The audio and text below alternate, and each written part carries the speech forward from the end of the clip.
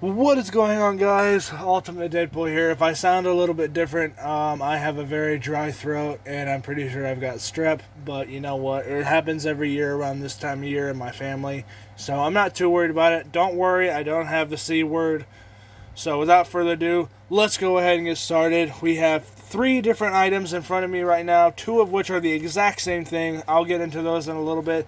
Real quick though, as a quick update on Spider-Man, I'm pretty sure I said this in an earlier video, but this version of Spider-Man, this outfit, the movie that I'm going to connect him to is not going to be an origin story, simply because I shot a test footage, technically, of Spider-Man getting his powers for a trailer, and it just didn't work because unfortunately Lego spiders are so freakishly big that it's ridiculous.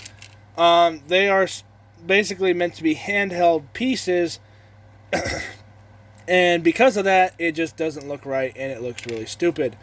So I've decided to basically take inspiration from Matt Reeves' The Batman and have it set kind of like a year or so afterwards, after his origin, so he's still new to the job. He still is trying to understand the difference between power and responsibility and everything, and kind of the whole motivational stuff that he goes through. Aunt May is not going to be in the movie. Uncle Ben might make a couple of cameo appearances in spirit form, but otherwise it's not going to be anything serious. Also, I have not decided on the main villain for this movie yet. I want basically it to be an easy character that Spider-Man could beat up or put in jail or whatever. So that way when he gets hit with characters like the Lizard, he gets hit with characters, like Green Goblin and stuff, he's not expecting stuff like that, and it completely takes him off guard because he's like, oh yeah, I'm beating up crime or fighting crime left and right. I'm untouchable.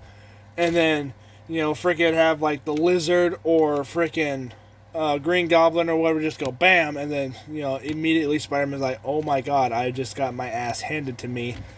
I've never really had this before. So kind of have it be like that. So now that Spider-Man's out of the way, there is one other character I want to kind of briefly discuss, and that is, let me get it real quick, Nightwing. So, as you guys know, I hated the Nightwing movie that I released in 2019. I thought that movie was so stupid. It focused way too much on Batman, and I absolutely hated that movie because of how much it did focus on Batman. But I am pleased to announce, for the most part, that Nightwing is getting another movie, and the Riddler is going to be the main villain of the movie. Scarecrow will still make an appearance with a new suit, keep mind you, but later on, I'll explain why the Riddler is in fact the main villain of Nightwing. So, without further ado, let's go ahead and get right into things with the actual topic of today's video. Starting off with, let's go ahead and start with a Hulk pool. So let's go ahead and get these 2 things out of the way. I'm going to be very careful with this one, simply because it's so pretty and I don't want to screw it up. So, okay. So, Hulk pool. So, I apologize for the coughing, guys. If you guys notice that the camera cuts off real quick, it's because I went to go cough off camera. And I probably should have done that for the last 4 minutes and 17 seconds of this video, but I didn't think of it. So anyway, as you guys know, I did a video mini series a while back called I think it was Deadpool Time and Space, or something like that. I'm going to technically redo that, because I completely forgot I had this thing in my arsenal of, I guess you could say, props, for lack of a better term. So Deadpool's going to go through time and space again, and he's going to go through kind of the similar phases that he did in the original one. So expect to have, Deadpool comment on he's an action figure, Deadpool comment on he's a Lego character, stuff like that. Kind of that Deadpool style humor. So definitely expect that in the future. One of the versions of Deadpool he's going to either encounter or become is going to be Hulkpool. Now, it's going to be this version of Hulkpool because the one that I ordered is absolute garbage. And I say that lightly because while it's not bad, it definitely could be a lot better. The face print I'm okay with. The actual overall mold I'm okay with. The arms are pretty good, but the feet and the fact that the arms were so badly loose and everything, and how it's missing paint in certain areas, this one doesn't really work for me. I do like this one a little bit better, not because I'm biased and I made this one, but just because I think this one is going to work better in the long run. This one isn't bad, and if anything, it may make a cameo appearance here and there, but for the most part, this one's going to stay out of the sidelines. But anyway, just as a heads up, like I said, I'm going to do a Deadpool time and space rewrite, essentially, along with obviously retelling Metalhead's origin story in a proper way this time, and a couple of little mild things here and there. So just trust me, I promise you. Stop motions are coming back. I've had to deal with a couple of things in my personal life, like I mentioned earlier, and just haven't had time to do much of anything with it. So without further ado, let's go ahead and get into the other two.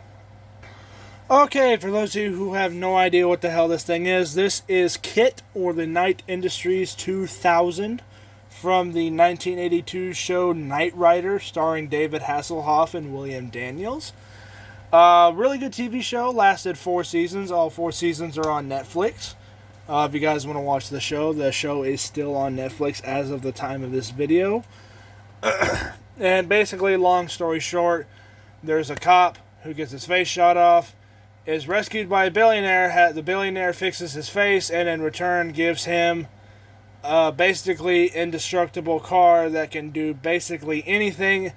Is full of circuits and microchips, is basically indestructible, and is essentially a James Bond spy car, except like 5,000% cooler, if you ask me. Like I said, the show ran on for 4 seasons. The casting was all really well done. The action sequence were really well done. The mysteries were really well done. So if you guys like mystery, crime, drama, and car stunts, that show is perfect for you. So, now that I've kind of established a quick little setup for Kit, last time you guys saw Kit, I think it was Kit versus Optimus Prime. I could be wrong, though. Sorry about that. But the problem with using this car, aside from it's a car, in a stop-motion world, is the fact that Kit has a red scanner that is on the front of the car. And because of that, anytime I had to, shoot that scene with the car facing forward, I had to open the door. Now this one, the batteries are dying out, so it's supposed to, you open the door and then it stays on as the door is shut, but because the batteries are dying, the door is open and then it shuts and the lights go off. So I literally had to keep opening the door every 5 seconds to open or to have the lights on, so that way I could do the Kit versus Optimus Prime video. And because of that, having to keep doing that over and over and over again, I got sick and tired of it. So I didn't use Kit again. But now with this car, there's a special no pun intended. There's a special kit that you can get online. I'll put a link in the description below if you guys have a die-cast Knight Rider car like this and you want to do something like this to it. It's actually very easy to do. Literally, the only thing you have to do is just connect the positive and negative wires via twisting, or they give you shrink tubing. Basically, what shrink tubing is you put the tube over the wire, put it where the connection is, heat it up, and it shrinks, and then that's it. You don't have to worry about it. And then it all connects to a 9-volt battery. So, all right here, everything here is all the LEDs. Everything under the hood is actually all original. I didn't cut out anything like I thought I was going to have to. But unfortunately, the back, however, I had to completely make a huge hole in the bottom back part of kit to store the battery. Now, actually, this is very easy to do. It's really not as hard as it looks. You can actually take the tan plastic off if you wanted to do something like this. And basically, all I have to do now if I need to change the battery is undo these two screws on the bottom, pull or bend it down just a little bit, slide the battery out, put a new battery in, slide a new battery back in, plug it back in, put it all back together, and call it a day. Versus if you guys remember my last time I tried something like this with a plastic model car, the battery sat in the middle of the rear seats, where it was a pain in the ass to change the battery because I literally had to take the whole shell of the car off and change the battery, put the whole thing back. It was a nightmare to do. But now, since the button is actually right here, I can turn the button on, and lo and behold, the scanner works really, really well. So from now on, if Kit shows up in any videos, his scanner is actually going to be on the whole time, which is going to make it a lot easier to film because I don't have to keep opening the door, shutting the door, opening the door, shutting the door, opening the door, shutting the door, like this one does.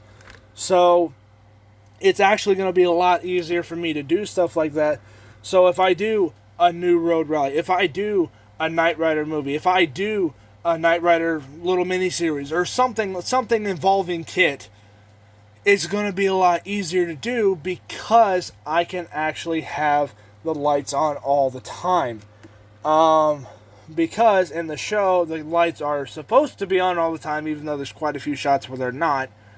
But that's just because it was the 80s. The show had a very strict budget, and they had to deal with what they had to deal with. And honestly, if you ask me, it still lives up to this day. There are a few shots where it's kind of like, okay, fine, it is kind of cheesy. But overall, it's still a very fun show. And if you ask me, it still holds up to this day. It is so much better than the stupid 2008's remake that they tried to do. And it wasn't even a remake. It was supposed to be a continuation. And that's one of the biggest reasons why I hate the fact that they did that. But you know what? I hope that they never redo it again. And if they do, they've got to do it the right way. Bring back the Trans Am. Bring back David Hasselhoff. Hell, bring back William Daniels. Man ain't dead yet. He's only 92.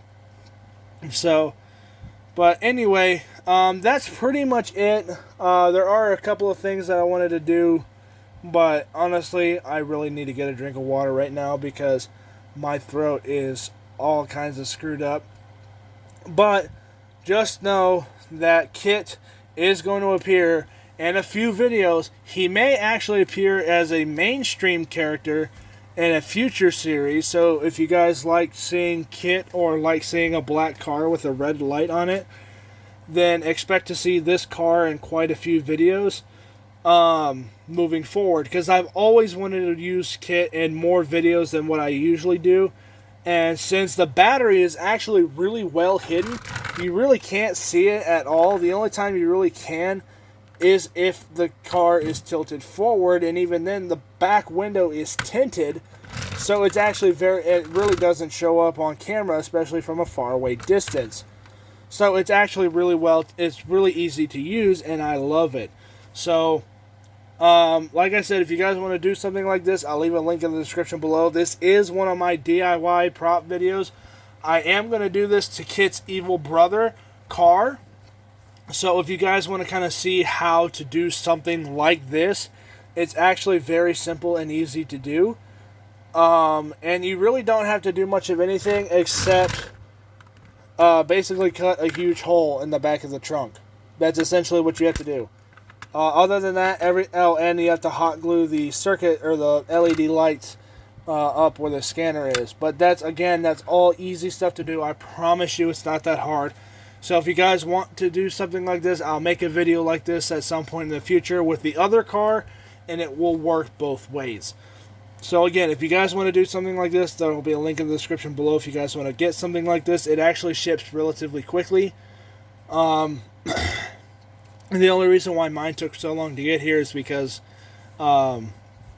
you know, Texas is having really weird weather, and I blame that. So, even though that may not have anything to do with it at all.